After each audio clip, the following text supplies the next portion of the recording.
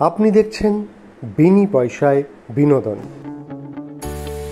দিদি নাম্বার ওয়ানে 1000 পর্বের উদযাপন, আর সেই বিশেষ দিনে রচনার মঞ্চে দেখা মিলবে মিস জোজোর।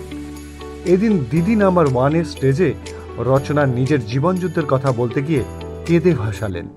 দীর্ঘদিনের বন্ধু জোজো তার কাছে জানতে চেয়েছিলেন ঝুমঝুম ব্যানার্জি থেকে রচনা ব্যানার্জি হওয়ার সফরনামা।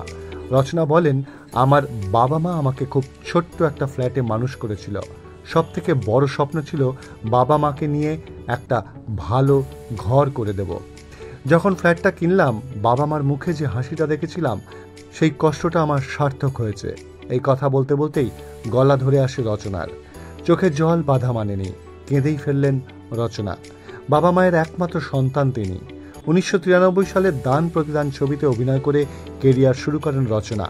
বাংলা ছবির পাশাপাশি ওড়িয়া ছবির জগতেও 90 দশকে সাড়া ফেলে দিয়েছিলেন অভিনেত্রী।